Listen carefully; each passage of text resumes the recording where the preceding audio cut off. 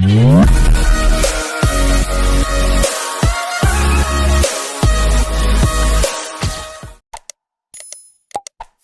के क्लास में आप पढ़ने जा रहे हैं इस केमिस्ट्री का यानी क्लास 11th केमिस्ट्री का एक बेहद इंपॉर्टेंट चैप्टर जो आपके केमिस्ट्री को स्ट्रॉन्ग करेगा। इट मीन्स आप एक ऐसे चैप्टर को पढ़ने जा रहे हैं जिसके सारे टॉपिक आगे केमिस्ट्री को पढ़ने में काफ़ी हेल्पफुल साबित होते हैं, जैसे dipole moment, VSEPR theory, hybridisation, molecular orbital theory. तो ये सारे टॉपिक्स जो आगे 12th क्लास में आप P block, D&A block, coordination compound, solution, electrochemistry, इन सभी चैप्टर को पढ़ने में काफ़ी हेल्पफुल साबित होंगे। आप जैसे जैसे पढ़ेंगे वैसे वैसे इस केमिकल बॉन्डिंग के यूज़ को समझ पाएंगे। तो चलते हैं इस चैप्टर को स्टार्ट करने। First of all introduction. आपको बता दें कि chemical bonding and molecular structure के नाम से आपका ये चैप्टर है, जिसमें केमिकल बॉन्डिंग के बारे में फर्स्ट ऑफ ऑल आप समझने जा रहे हैं। केमिकल बॉन्डिंग क्या है, what is chemical bond and chemical bonding. तो ध्यान से आप सभी स्टूडेंट समझेंगे केमिकल बॉन्डिंग क्या है। एक मॉलिक्यूल है H2SO4, सेकेंड मॉलिक्यूल है CO2 और थर्ड मॉलिक्यूल है AlF3। जरा ध्यान देंगे, H2SO4 एक मॉलिक्यूल है जिसमें एटम, हाइड्रोजन के 2 एटम है, सल्फर के 1 एटम है और ऑक्सीजन के 4 एटम है। क्या आपने कभी सोचा कि वो कौन सा फोर्स है जो इन सभी मॉलिक्यूल को एक साथ बांधकर H2SO4 मॉलिक्यूल का फॉर्मेशन करता है? तो जो केमिकल फोर्स किसी मॉलिक्यूल में स्थित एटम को बाइंड करके रखता है, बांध कर रखता है, उस केमिकल फोर्स को केमिकल बॉन्डिंग कहते हैं। यानी किसी मॉलिक्यूल में प्रेजेंट विभिन्न एटम्स को जिस केमिकल फोर्स द्वारा बांध कर रखा जाता है, उस केमिकल फोर्स का नाम केमिकल बॉन्ड है और केमिकल बॉन्ड बनाने की क्षमता केमिकल बॉन्डिंग कहलाती है। यानी the chemical force which bind the atom in the form of molecule is called chemical bond and the tendency to form chemical bond is called chemical bonding। यहाँ पर एक CO2 molecule में एक carbon और 2 oxygen के atoms हैं। ये chemical force द्वारा बंधे हुए हैं। उस केमिकल फोर्स को हम केमिकल बॉन्डिंग कहते हैं।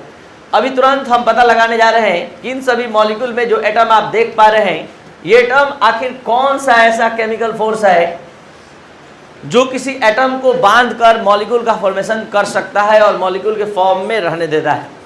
तो बारी बारी से इस 3 मॉलिक्यूल पर कंप्लीट डिस्कशन हम करने जा रहे हैं। अब अपना ध्यान बनाए रखेंगे। सबसे पहले हम बात करते हैं AlF3 का। AlF3 में एल्युमिनियम, जिसका एटॉमिक नंबर 13 होता है 283, फ्लोरीन 927। अगर आप लोगों में से कोई ऐसा स्टूडेंट है जो ऑनलाइन ऑफलाइन इसको पढ़ रहा है, समझ रहा है और आपको ये नहीं आता है, तो सच्चाई यही है कि आप केमिकल बॉन्डिंग पढ़ने के लायक नहीं है, क्योंकि आपको कॉन्फ़िगरेशन नहीं आता है, आप वैलेंस इलेक्ट्रॉन नहीं जान सकते हैं, तो आप लेविस डॉट स्ट्रक्चर का फॉर्मेशन, मॉलिक्यूल का फॉर्मेशन नहीं समझ सकते हैं। तो आप जितना जल्दी हो सके एक व्हाट्सएप मैसेज कीजिए 9431434546 पर, जिस पर आपको तुरंत भेजते ही इलेक्ट्रॉनिक कॉन्फ़िगरेशन का एक वीडियो लेक्चर मिलेगा और आपको इलेक्ट्रॉनिक कॉन्फ़िगरेशन 4 मेथड से सिखाएगा, जो कम से कम इतना आपको सिखा देगा कि ये 27 या 283 कैसे हुआ। आपको पता होना चाहिए कि ये 3 और 7 वैलेंस इलेक्ट्रॉन है, VE है, और इसी वैलेंस इलेक्ट्रॉन को लेकर बॉन्ड का फॉर्मेशन होता है। बॉन्ड का फॉर्मेशन होता है। एल्युमिनियम के आउटर ऑर्बिट में 3 इलेक्ट्रॉन है। फ्लोरीन यहाँ पर 7 इलेक्ट्रॉन लेकर प्रेजेंट होता है। तो 7 इलेक्ट्रॉन में पहला फ्लोरीन देख लीजिए अपना 7 इलेक्ट्रॉन लेकर आ गया।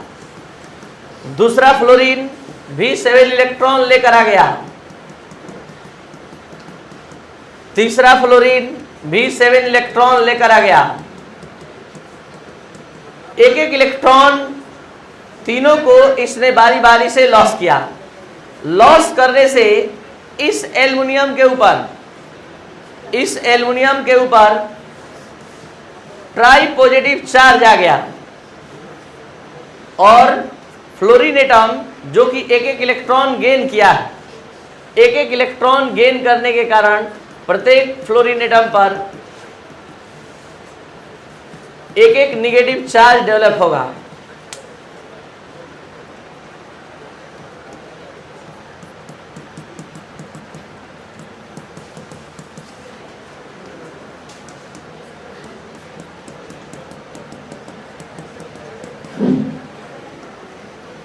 एक एक इलेक्ट्रॉन बाहरी आउटर इलेक्ट्रॉन है। ये आउटर इलेक्ट्रॉन किसका है बता सकते हैं आप लोग? ये आउटर इलेक्ट्रॉन किसका है? एल्युमिनियम का। इसलिए यहां मोनोनेगेटिव चार्ज डेवलप हो गया। तो एक एल्युमिनियम 3 इलेक्ट्रॉन लॉस करता है और F माइनस माइनस माइनस ये 4 एटम आपस में बंध कर रह जाते हैं। ये 4 एटम का आपस में बंध कर रहने का, बाइंड होने का मेन रीजन क्या है कि ये ट्राई पॉजिटिव चार्ज है और ये मोनोनेगेटिव चार्ज वाले 3 केमिकल स्पेसिस को आपस में अट्रैक्ट कर लिया। आपको बता दें कि मॉलिक्यूल में एटम को बंद कर रहने का यहाँ ओरिजिनल रीजन इलेक्ट्रोस्टैटिक फोर्स है, जो मॉलिक्यूल में एटम को बांध कर रख रहा है। जिस तरह से मैग्नेट का नॉर्थ और साउथ एक दूसरे से कांटेक्ट में आता है, तो ये इतना तेजी से अटैच्ड होता है कि आप उसको अलग करते हैं तो काफी तेजी से एनर्जी लगाते हैं तब हटता है। उसी तरह से प्लस और माइनस चार्ज डेवलप होने पर ये aluminium ion fluorine ion aluminium ion को इतना तेजी से अट्रैक्ट कर लेता है, बंध जाता है एक दूसरे से, कि अब आप इसको अलग करेंगे एक दूसरे से तो एक्सटर्नल एनर्जी की आवश्यकता होगी, तभी जाकर ये आयन एक दूसरे से अलग होंगे। लेकिन इससे पहले इनके बीच कोई अट्रैक्शन नहीं था क्योंकि कोई चार्ज नहीं था। अब चार्ज डेवलप हो गया due to loss of electron, due to gain of electron. तो आप समझ सकते हैं कि यहाँ जो केमिकल फोर्स है मॉलिक्यूल में एटम के बीच, वो इलेक्ट्रोस्टैटिक फोर्स है। इलेक्ट्रोस्टैटिक फोर्स मतलब फोर्स ऑफ अट्रैक्शन है। ये फोर्स ऑफ अट्रैक्शन का जो कैपेसिटी है, इस एटम को आपस में बांधकर मॉलिक्यूल का फॉर्मेशन कर दिया AlF3 का। चलते हैं सेकेंड मॉलिक्यूल पर। सेकेंड मॉलिक्यूल है CO2। इसमें पार्टिसिपेट करने वाला एटम है C और O। C का 2 4 और 8 के अकॉर्डिंग 2 6। अब कार्बन कितना लेकर आएगा? तो कार्बन 6 एटॉमिक नंबर वाला है, 4 इलेक्ट्रॉन आउटर ऑर्बिट में है। ऑक्सीजन जो है वो 6 इलेक्ट्रॉन लेकर आएगा, 6 इलेक्ट्रॉन लेकर आ रहा है। दूसरा ऑक्सीजन भी 6 इलेक्ट्रॉन लेकर आएगा। ये 6 इलेक्ट्रॉन देख सकते हैं। तो लगातार यहां ऑक्टेट कंप्लीट होते हुए दिखाई देगा। ऑक्सीजन का ऑक्टेट यहां कंप्लीट हो गया। ऑक्सीजन का ऑक्टेट। अब कार्बन का ऑक्टेट देखने जा रहे हैं। कार्बन का ऑक्टेट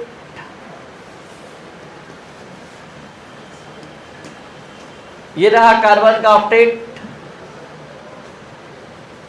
ये कार्बन का ऑक्टेट कंप्लीट हो गया। अब ऑक्सीजन का देख सकते हैं, यहां ऑक्सीजन का भी ऑक्टेट कंप्लीट। तो यहां पर जरा पता लगाइए तो मॉलिक्यूल में एटम के आपस में बाइंड होकर रहने का मेन रीजन क्या है? क्या इस पर भी प्लस माइनस है? क्या ये भी इलेक्ट्रोस्टैटिक फोर्स से बना है? एकदम नहीं। यहां पर मॉलिक्यूल में जो प्रेजेंट एटम है वो फोर्स ऑफ अट्रैक्शन से नहीं बल्कि म्यूचुअल शेयरिंग से बने हैं। म्यूचुअल शेयरिंग से बने हैं। देख सकते हैं यहाँ ये म्यूचुअल शेयरिंग है, जिसके कारण सभी अपना ऑक्टेट पूरा किए हैं। ये 6 इलेक्ट्रॉन लाया था, शेयरिंग 2 का किया, तो C और O के बीच यहाँ डबल बॉन्ड बना और यहाँ भी 2 इलेक्ट्रॉन का शेयरिंग किया, डबल बॉन्ड बना। तो इस CO2 में एक C 2 O से या 2 O एक C से बंद कर रहने का मेन रीजन क्या है? तो मेन रीजन है म्यूचुअल शेयरिंग, इलेक्ट्रॉन का शेयरिंग। तो यहाँ केमिकल बॉन्ड जो अपना रूप लेकर आया है वो म्यूचुअल शेयरिंग का। यहाँ जो केमिकल बॉन्ड अपना रूप लेकर आया था, फॉर्म लेकर आया था, वो इलेक्ट्रोस्टैटिक फोर्स का। ये इलेक्ट्रोस्टैटिक का पावर था कि 2 आयन को आपस में बाइंड कर दिया। ये ये म्यूचुअल शेयरिंग का पावर है जिससे दो एटम आपस में बाइंड हो गया।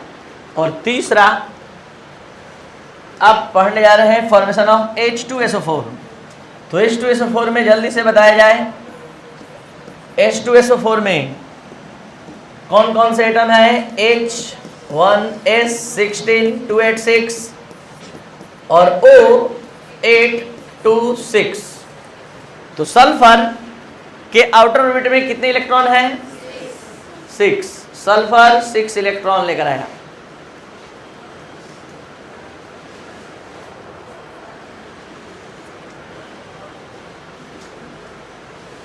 ऑक्सीजन जब भी आएगा कितना लेकर? ऑक्सीजन जब भी आएगा 6 इलेक्ट्रॉन लेकर। और टोटल ऑक्सीजन कितना है? 4। देख सकते हैं यहाँ 4 ऑक्सीजन एटम प्रेजेंट हो रहा है आपके सामने। 4 ऑक्सीजन एटम। और हाइड्रोजन जो आएगा, हाइड्रोजन कितना इलेक्ट्रॉन लेकर? 1 इलेक्ट्रॉन लेकर।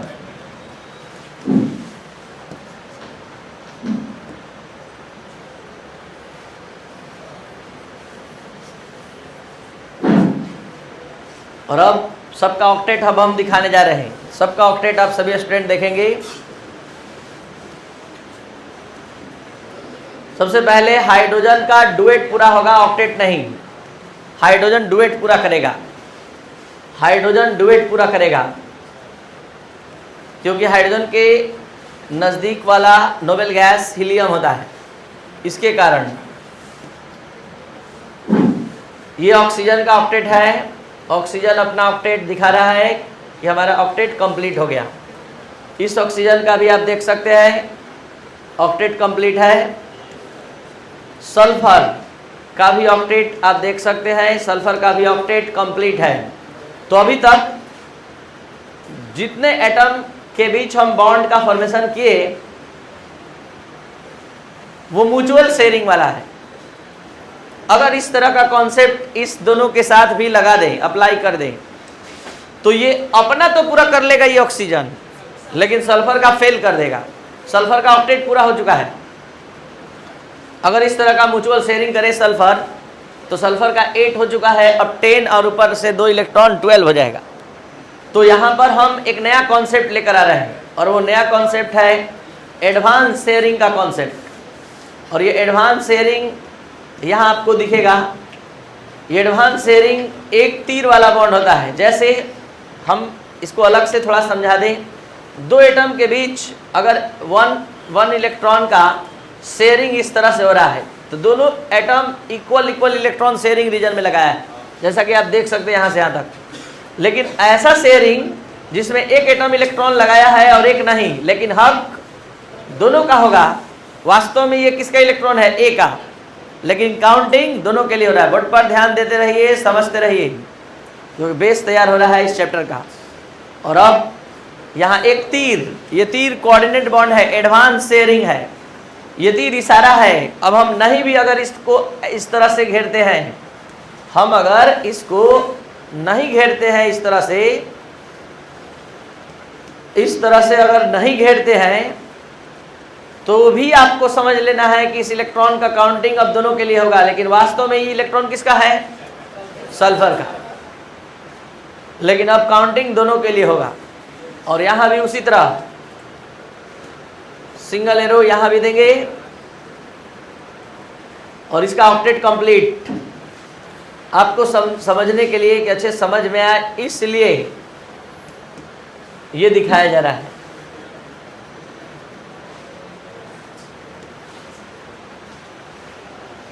ये है पूरा H2SO4। अब आपको बता दें कि यहाँ पर मॉलिक्यूल में उपस्थित जो एटम है, दो तरह के केमिकल फोर्स से बने हैं। पहला म्यूचुअल शेयरिंग वाला और दूसरा एडवांस शेयरिंग वाला। है दोनों शेयरिंग, लेकिन ये म्यूचुअल शेयरिंग है, ये एडवांस शेयरिंग है। तो यहाँ केमिकल फोर्स के फॉर्म को, रूप को हम आपके सामने रख रहे थे, जो धीरे धीरे 3 एग्जाम्पल से ही। पीछे ध्यान से बैठिए, सीधा ध्यान दीजिए, मन लगाइएगा तभी मन लगेगा। और मन का पूरा कंट्रोल आपके पास है। ध्यान दिया जाए, यहां पर एटम में मॉलिक्यूल में प्रेजेंट एटम किस फोर्स से बने हैं? इलेक्ट्रोस्टैटिक फोर्स से। यहां केमिकल बॉन्ड किस रूप में है? इलेक्ट्रोस्टैटिक फोर्स के रूप में, फोर्स ऑफ अट्रैक्शन के रूप में। यहां केमिकल बॉन्ड किस फॉर्म में है? म्यूचुअल शेयरिंग के रूप में। और यहां केमिकल बॉन्ड एडवांस शेयरिंग और म्यूचुअल शेयरिंग दोनों रूप में प्रेजेंट है। तो केमिकल फोर्स का मेन काम क्या है? किसी मॉलिक्यूल में जो एटम प्रेजेंट होते हैं उसको बांध कर रखना। तो यहां आपने केमिकल बॉन्ड के बारे में पढ़ा। केमिकल बॉन्ड क्या है? The chemical force which binds the atom in the form of molecule is called chemical bond and tendency to form chemical bond is called chemical bonding। यहाँ पर सारा डिस्कशन एक बार फिर से फुल क्लासिफिकेशन जो दे रहे हैं ध्यान से समझ लीजिए। केमिकल बॉन्ड दो टाइप का होता है, स्ट्रॉन्ग बॉन्ड और वीक बॉन्ड। स्ट्रॉन्ग बॉन्ड में 3 बॉन्ड आते हैं जो आपने अभी एग्जाम्पल देखा। ये 3 बॉन्ड आपके सामने धीरे धीरे आ रहे हैं, ध्यान दिया जाए। अगर दो एटम के बीच प्लस माइनस चार्ज ऑरिजिनेट होगा तो ये फोर्स ऑफ अट्रैक्शन वाला है। अगर दो एटम के बीच इलेक्ट्रॉन की शेयरिंग होगी तो ये म्यूचुअल शेयरिंग वाला है। और दो एटम के बीच अगर एडवांस शेयरिंग होगा तो ये कोऑर्डिनेट बॉन्ड है। ये तीनों बॉन्ड एटम को बांध कर रखता है। अब इसमें भी कोवैलेंट बॉन्ड का स्टडी हम 3 बेसिस पर करेंगे। On the basis of sharing of electron, single bond, double bond, triple bond, जो 9th 10th में आप पढ़ कर आए हैं। दो एटम के बीच एक 1 इलेक्ट्रॉन का शेयरिंग होता है, सिंगल बॉन्ड। दो इलेक्ट्रॉन का शेयरिंग होता है, डबल बॉन्ड। ये आप 9th 10th में पढ़ चुके हैं। और दो एटम के बीच अगर 3 इलेक्ट्रॉन का शेयरिंग होता है तो वो क्या होता है? आप अच्छे से जानते हैं, ट्रिपल कोवैलेंट बॉन्ड। ये भी आप पढ़ कर आए हैं 9th 10th में। कोवैलेंट बॉन्ड 2 प्रकार का होता है। कोवैलेंट कंपाउंड 2 प्रकार के होते हैं, पोलर कोवैलेंट और नॉन पोलर। यानी कोवैलेंट बॉन्ड बनने के बाद अगर चार्ज डेवलप होता है तो वो पोलर, नहीं डेवलप होता है तो नॉन पोलर। तो ये पोलर कोवैलेंट और नॉन पोलर पार्टिसिपेंट एटम के आधार पर। नया बिल्कुल अगर कुछ है तो ये है। ओवरलैपिंग के आधार पर कोवैलेंट बॉन्ड 2 टाइप के होते हैं, सिग्मा बॉन्ड और पाई बॉन्ड। आप लोग तो यही नहीं जानते हैं व्हाट इज ओवरलैपिंग, इसलिए यहाँ पर आपको पूरा डिटेल मिलेगा। ओवरलैपिंग क्या है, पूरा डिटेल। अभी हम स्ट्रॉन्ग बॉन्ड का बात कर रहे थे, अब वीक बॉन्ड का बात कर रहे हैं। वीक बॉन्ड में हाइड्रोजन बॉन्ड और वैन डर वाल्स अट्रैक्शन। तो ये था आपका फुल डिस्कशन का क्लास। आपको बता दें कि आज केवल इंट्रोडक्शन हमने दिया है। आगे एक टॉपिक बहुत सारे एग्जाम्पल के साथ आने जा रहा है। बारी बारी से हम लोग एक टॉपिक को पढ़ेंगे। सबसे ज़्यादा टाइम कोवैलेंट बॉन्ड में लगेगा। जैसा कि आप देख पा रहे हैं 3 बेसिस पर क्लासिफिकेशन है। और उसके बाद हम लोग वीक बॉन्ड में आएंगे। और उसके बाद भी molecular orbital theory, dipole moment, VSEPR theory, बहुत सारे मतलब टॉपिक्स हैं। तो जो भी स्टूडेंट इसको ऑनलाइन ऑफलाइन देख पा रहे हैं आप इसको जरूर शेयर और सब्सक्राइब करें और इंडिया के हर एक उस स्टूडेंट के पास पहुंचाइए जो केमिस्ट्री समझ कर पढ़ना चाहता है। Thank you. अब आप लोग को इस इंडिपेंडेंस डे पर 15 अगस्त पर एक काम करना है कि आपको इसका अभी तुरंत एक फ़ोटो क्लिक करना है और कल क्लास का स्टेटस लगाना है अपने फ़ोटो के साथ। रोशन कुमार के लिए ताली बजाया जाए जो इंग्लिश मीडियम 2 से 3 बैच में आते आते अपना परफॉर्मेंस दिखला दिए और बेस्ट परफॉर्मेंस रहा इनका इस एटॉमिक स्ट्रक्चर के टेस्ट में। तो thank you all 2 to 3 batch, thank you. चलिए